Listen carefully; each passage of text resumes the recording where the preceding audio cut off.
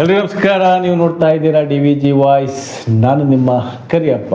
ಇವತ್ತಿನ ವಿಚಾರ ಏನಪ್ಪ ಅಂತ ಹೇಳಿದರೆ, 48 ವರ್ಷದ ಒಬ್ಬ ವ್ಯಕ್ತಿ ಅಂದರೆ ಒಬ್ಬ ಯುವಕ ನಾಪತ್ತೆಯಾಗಿದ್ದಾರೆ. ಯಾವ ರೀತಿ ನಾಪತ್ತೆಯಾಗಿದ್ದಾರೆ, ಕುಟುಂಬಸ್ಥರು ಹೋಗಿ ಎಲ್ಲಿ ಕಂಪ್ಲೇಂಟ್ ಕೊಟ್ಟಿದ್ದಾರೆ ಅಂತ ಹೇಳಿದರೆ, ದಾವಣಗೆರೆ ಜಿಲ್ಲೆ ಚನ್ನಗಿರಿ ತಾಲೂಕು ಚನ್ನಗಿರಿ ಗ್ರಾಮದಲ್ಲಿ ಹೋಗಿ ಚನ್ನಗಿರಿಯ ಪೊಲೀಸ್ ಠಾಣೆಯಲ್ಲಿ ಕುಟುಂಬಸ್ಥರು ಹೋಗಿ ದಾಖಲು ಮಾಡಿದ್ದಾರೆ.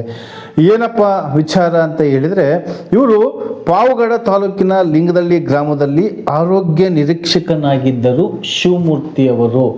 ರಜೆ ಇದ್ದ ಕಾರಣ ಅಂದರೆ ರಜೆ ಇದ್ದ ಹಿನ್ನೆಲೆಯಲ್ಲಿ ತಮ್ಮ ವಾಣಿಜ್ಯ ಬಳಕೆ ಕಾರನ್ನು ಬಾಡಿಗೆ ಹೋಗಿ ಬರುವುದಾಗಿ ಹೇಳಿದ್ದ ಶಿವಮೂರ್ತಿಯವರು ಬಾಡಿಗೆ ಹೋಗಿ ವಾಪಸ್ ಬಾರದ ಹಿನ್ನೆಲೆಯಲ್ಲಿ ಆತಂಕಗೊಂಡಿರ್ತಕ್ಕಂಥ ಕುಟುಂಬಸ್ಥರು ಚಿತ್ರದುರ್ಗ ಜಿಲ್ಲೆಯ ಚಳ್ಳಕೆರೆ ಚೌಳೂರು ಗ್ರಾಮದ ಶಿವಮೂರ್ತಿ 48 ವರ್ಷ ನಾಪತ್ತೆಯಾಗಿರ್ತಕ್ಕಂಥ ವ್ಯಕ್ತಿ ಚನ್ನಗಿರಿ ತಾಲೂಕಿನ ಮಾವಿನಕಟ್ಟೆ ಗ್ರಾಮದ ಬಳಿ ಇರುವ ರಾಜ್ಯ ಹೆದ್ದಾರಿಯ ಪಕ್ಕದಲ್ಲಿ ಕಾರ್ ಪತ್ತೆಯಾಗಿದೆ. ಬಾಡಿಗೆ ಹೋಗಿ ಬರುವುದಾಗಿ ಹೇಳಿ ಆ ಕಾರ್ ಒಳಗಡೆ ಇದ್ದ ಶಿವಮೂರ್ತಿ ನಾಪತ್ತೆಯಾಗಿದ್ದಾನೆ.